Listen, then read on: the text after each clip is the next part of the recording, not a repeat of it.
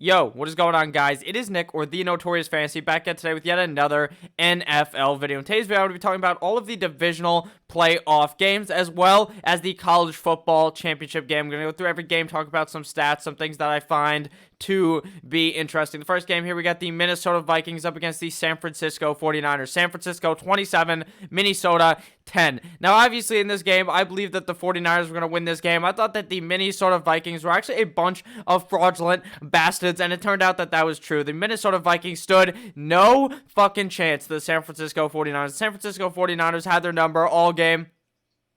In the second half, especially, Minnesota could not score a single point in the second half of that football game. It was all San Francisco. Jimmy Garoppolo, 11 for 19 for 131 yards, 1 tutty, and 1 INT. On the other side of the ball for the Minnesota Vikings, Captain Kirk Cousins was not screaming, "You like that?" all Saturday, because he was not liking much of that. 21 for 29, 172 yards, 1 touchdown, and 1 INT. Now, the one thing that really confuses me here is even though you're down, like, it's right, if you guys are looking at the score right now, in the first half of the game, Minnesota was down 10-14 when the half ended. So, why does Dalvin Cook only have 9 fucking touches in this game? You want to know how you win, Minnesota? You give the ball to your best fucking player, Dalvin Cook. I do not understand in the slightest way how Dalvin Cook did not see 15 plus touches in this game, 20 plus touches in this game. It is unreal. I think that Dalvin Cook really could have taken over this game, given he got a lot more touches here,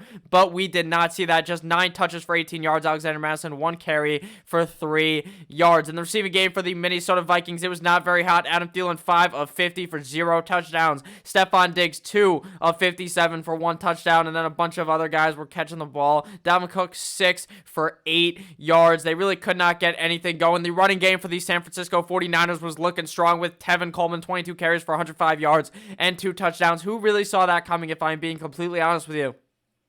It seemed like it was big man Raheem's job, and then out of nowhere during this game, they said, fuck it, Tevin Coleman get in here, and Tevin Coleman put in the work. Raheem Mostert still getting some touches, though, 12 for 58 for 0 scores in this game. Matt Breida, 8 for 17. So overall, a good game from the running game in San Francisco. For the passing game, Debo, 3 for 42 and no touchdowns. Kendrick Bourne, 3 for 40 and a touchdown. Emmanuel Sanders, 2 for 33 and a touchdown. And probably the biggest surprise of this whole game for the San Francisco offense was the fact that George Kittle only got 3 receptions for 16 yards. I really thought that George Kittle was going to be a key for them beating the Minnesota Vikings, but it turned out you could just beat them with anyone on the team. I think that the San Francisco 49ers obviously deserve to win this game, and they will be playing next week, obviously up against a team that I'm going to be speaking about later. Obviously, if you didn't watch the fucking games, I'm not going to spoil who they are playing up against. You're going to have to wait till later for what I think about that game, a quick preview, but there was also going to be more videos about that subject coming later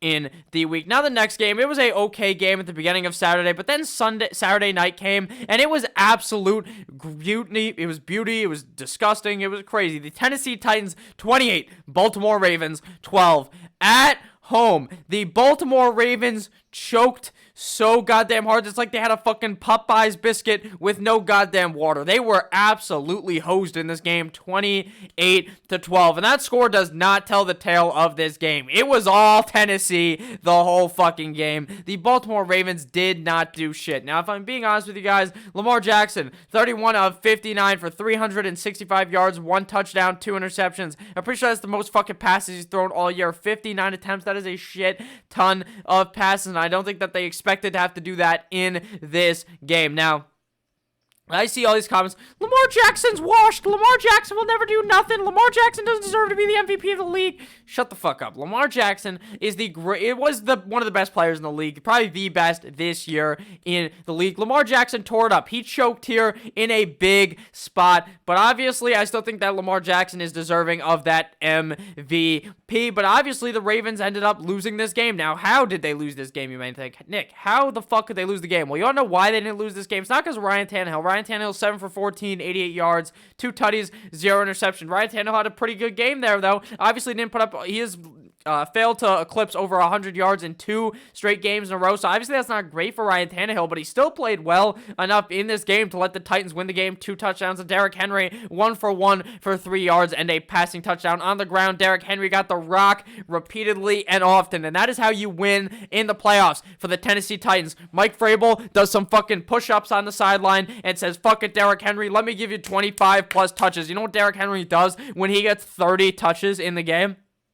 He is going to touch the other team in their no-no square. You do not want to tackle Derrick Henry in the cold. 30 carries, 195 yards, and 0 touchdowns in the running game. But obviously, like I said, he threw a passing touchdown, a certified beauty of a pass for Derrick Henry. Ryan Tannehill, 6 carries for 13 yards, and A.J. Brown, 1 carry for 9 yards. Obviously, on the other side of the ball, Lamar Jackson put up a great game overall. 20 carries for 143 yards, but the man could not do it all himself. Mark Ingram ended up getting hurt and banged up in this game. 6 carries for 22 yards and 0 touchdowns. For the passing game, it was all Marquise Brown with 11 fucking targets, 7 receptions, 126 yards. A great game out of Hollywood Brown. I believe that Hollywood Brown is going to build off of this and have a great next season. But obviously, they got their bags packed. They're fucking sent home, where the Tennessee is trying to find their way to Miami. Willie Snead, 6 of 4, 56, and no touchdowns. Hayden Hurst, 4 of 53 and 1 touchdown. Mark Andrews, 4 for 39 and no touchdowns. And then a bunch of other fuckers got the ball as well. For the Tennessee Titans passing game, Khalif Raymond, 1 for 45. Cole Pruitt, 1 for 15. Janu Smith, 2 for 12 and a tutty. Derrick Henry, 2 for 7. Obviously, Derrick Henry, one of the knocks on him is the fact that he has no hands and he can't fucking catch the ball. A.J. Brown, 1 of 9. A.J. Brown has been quite silent in the playoffs, but that's just because they haven't been passing the ball as much. A.J. Brown clearly still has that talent. Corey Davis, 1 for 3 and 1 touchdown. Now, honestly, guys, my assessment for this game was that the Tennessee Titans outcoached and outplayed the Baltimore Ravens. The Baltimore Ravens were down 14-6. They're down 6-14 at half, right, guys? And that's nothing. You could easily fucking do that. But in the third quarter, shut out 0-14. And at the end of the game, obviously, they lost 28-12. So the tale of this game was the fact that the Titans got up and played not scared. The Ravens played scared. They started playing different. They started having to pass the ball a lot. And if you have to pass the rock a lot in this game, you are not going to have much success. Even with Lamar Jackson balling out of control and throwing some costly interceptions, you really just lost the momentum in the game. Lamar Jackson early in the game threw that one pick off the guy's hand. That's a touchdown maybe. Then the Ravens are very much in the game, and then this just doesn't happen. I think that the Baltimore Ravens obviously just took a shit here. They will be back next year, though, in the playoffs, and I firmly believe that the Tennessee Titans obviously move on. A great game out of Tennessee. I think that the key for them to win every single game. Nick, it's fucking obvious. The key for them to win the game is to hand it to Derrick Henry. You didn't have to tell me that. You think I'm fucking dumb? And no, I don't think you're dumb. Obviously, Derrick Henry is just going to be the key for success for them to punch that ticket to Miami. Obviously, next week they got a game. The next game here is the AFC Divisional Playoffs. Another game to see who is going to play up against the Tennessee Titans to make it into the AFC Championship. And the winner of this game was the Kansas City Chiefs, 51-31. Now, 51-31. It may look like an ass whooping, guys. It may look like that, but at the beginning of the game, it was an ass whooping in reverse. 21-0 at the end of the first half. You may think, oh, that was the Chiefs leading if you didn't watch the game. No, that was the Houston Texans leading the game. The Houston Texans choked a goddamn lead like their name was the Atlanta Falcons. Kansas City 51, Houston 31. This was a game that I watched, and I was like, holy shit, Houston is going to defeat I'm going to be honest with you. I thought Houston was going to win that game. When you're up 21-0, you do not lose. But in the second quarter, you know what happened? 28-3, like it was the goddamn Super Bowl against the Atlanta Falcons. 28 points to 3. They were leading after the first half of the game once the half ended, and they continued on, and they were pouring on points at the hands of Patty Mahomes. 23 of 35 for 321 yards and 5 touchdowns for 0 interceptions. Deshaun Watson, though, had a good game, 31 of 52 for 380 yards and 2 touchdowns, but it was not strong enough. To me, the turning point in this game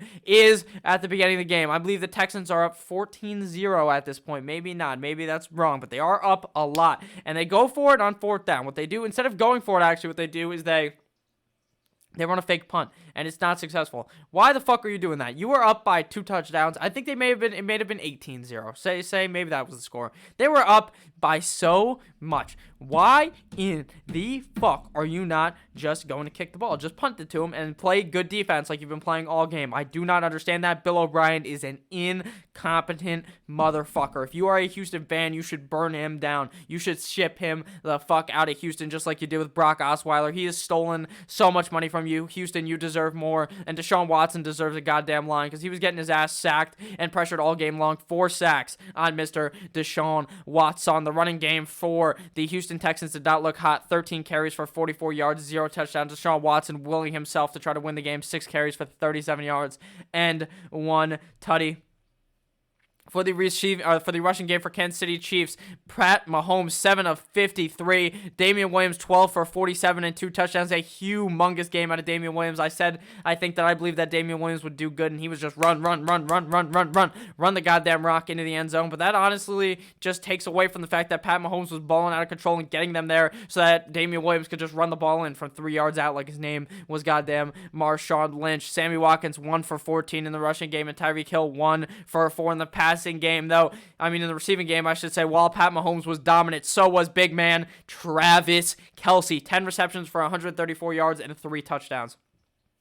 Amazing game out of him. Sammy Watkins coming back after doing nothing all season. 2 of 78. Tyreek Hill 3 of 41. A disappointment there. Damian Williams 3 for 21 and a tutty for 3 combined touchdowns in that game. Mecole Hardman 2 for 19. Blake Bell with a touchdown in the game as well. For the Houston receiving game, it was all DeAndre Hopkins 9 for 118. No touchdowns though. Will Fuller 5 for 89. No touchdowns. Kenny Stills 3 for 80 and a touchdown. And Darren Fells finding another touchdown just like he always ends up fucking doing. Now in this game, guys, like I said, this is just a classic case of getting just your coach just sucks ass and you can't do anything about it. That was what happened in this game. Houston deserved to win this game, but the coaching failed them. Deshaun Watson tried all he could and the coaching failed him. Andy Reid played like shit at the beginning, coached amazing at the end. I honestly, this is also to do with the fact that Pat Mahomes is just a fucking god. Everyone counts out Pat Mahomes. Lamar Jackson is the best quarterback in the league. I'm not too sure. I think Lamar Jackson was the best this year, but I'm not sure that, for the future, that Pat Mahomes could not obviously just be better than him. Pat Mahomes was the MVP last year. He got hurt, banged up this year. I believe that Pat Mahomes next year is even stronger than Lamar Jackson in the NFL. I believe Kansas City Chiefs may be able to punch their way to the Super Bowl next week up against the Tennessee Titans. Now, obviously, I said I'll give you a bit of a breakdown here. I honestly think that the Tennessee Titans, this story is too perfect. They're just going to fucking win. I'm going to be honest with you. I think that the Tennessee Titans go out there and fucking win next week up against the Kansas City Chiefs. It is going to be a great game. That's right now what I think. Later in the week, I may change my mind. Now into the final game to see who gets to play the Green Bay Packers in the NFC Championship, and that is the Seattle Seahawks versus the Green Bay Packers, and it was all goddamn Packers over the 49ers. Now, this is a game that was decided off of a call many call bogus, a call I believe is bogus. I believe that is not a first down from Jimmy Graham, but that's just me. Seattle 23, Green Bay 28. Seattle could have done a lot more in this game to win the game. Obviously, that one play does not decide the whole game. It seemed like multiple times the Seattle Seahawks just let fucking Devante Adams run wild on them. Devante Adams 8 for 160 and 2 touchdowns. A humongous game from Devante Adams. Aaron Rodgers 16 of 27 for 2 touchdowns. Aaron Jones 21 carries for 62 yards. The passing game for the Seattle Seahawks, Russell Wilson played quite well, 21 of 31 for 277 yards and 1 touchdown, but it was not enough. Marshawn Lynch hit up 2 touchdowns running into the end zone. Tyler Lockett played quite well in this game, as well as DK Metcalf. Tyler Lockett 9 receptions for 136 yards, and DK Metcalf 4 receptions for 59 yards. Now, like I said, guys, this game was decided by a call. I mean, at the end of the day, the Seattle Seahawks could have played better, but the call kind of fucked them over here. I know, I will admit that the Packers beat the Seahawks. That's the fucking score. I'm not going to be over here salty and pissed off that the Seattle Seahawks lost at the end of the day. I'm not a fucking Seahawks fan. I'm a Dolphins fan, as you can see here, wearing the shirt. Or the sweatshirt. I think at the end of the day, the Seattle Seahawks played a pretty strong game. The Packers obviously move on up against the 49ers. I think that this was a pretty good game as well to watch on the eyes. All 4 of the games, except for the 49ers. So 3 of the games, besides the 49ers and the Vikings, all 3 out of 4 of the games were very interesting to watch. I think next week we get 2 interesting games as well. I think I'm going to take the Packers, though, over the 49ers right now. That's what I think. But obviously, you got to wait later into the week for a full goddamn explanation. And now onto the college football point of the video. So if you guys don't don't like college football, you don't watch college football, then you can go ahead and not watch this portion of the video. That's okay with me. But we are going to be talking about here the Clemson Tigers versus the LSU Tigers. And it was all LSU in this game. Go Tigers, 42-25.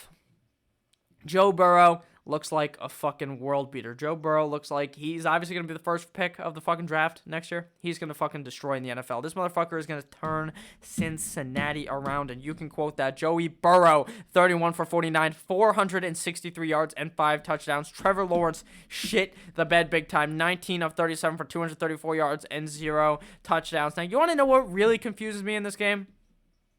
Travis Etienne, how the fuck you pronounce this motherfucker's name? He's been balling out of control all year. 15 carries only.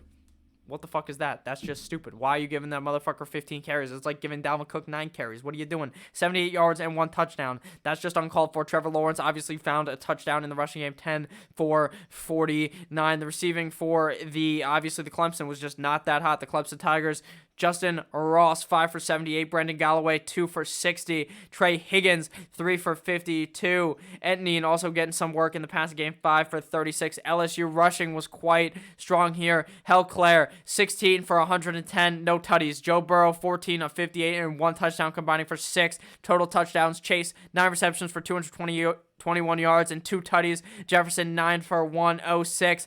Big man Randy Moss's son, 5 for 36 and 2 touchdowns. Marshall, 3 for 46 and 1 touchdown. So how does this game was all fucking LSU. You don't even have to say anything. The fucking Clemson Tigers choked here. First loss of Trevor Lawrence's career at Clemson in college, obviously. This was the battle of 2 quarterbacks. They're going to go back-to-back the number 1 overall picks 2 years in a row.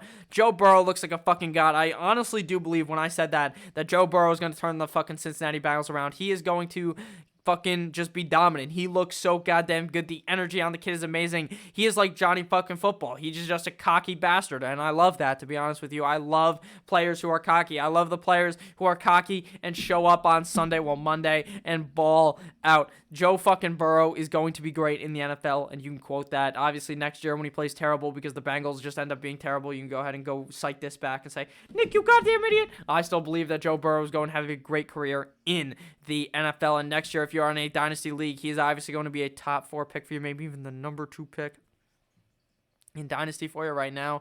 I think that's what I would do if I needed a quarterback. Joe Burrow is going to be great for a long time. 1, 2, 3, baby. Go Tigers! This was honestly a very interesting game, though. I'm not a huge college football guy. Obviously, you guys know that I make fucking NFL videos, but this game was all around entertaining. I hope that you guys enjoyed this game just like I did. Obviously, I thought that the LSU Tigers were going to win. I thought that it was a lock. I said on Twitter, follow me on Twitter if you haven't already. It is a lock. Bet the mortgage on the LSU Tigers. And if you did that, you won heavily there. Obviously, I feel bad for people who bet the over, and the over just didn't hit. If you bet it a few days ago, it was like 69.5. It was very close. Some people obviously missed by like half a point. That is very sad for you because the fucking LSU just decided to miss that field goal earlier in the game. That would have obviously hit the over for you. Thank you guys all for watching. If you have any thoughts on these games, make sure to leave them down below in the comments. I love each and every single one of you guys. Make sure to have a blessed rest of your day. Go Tigers.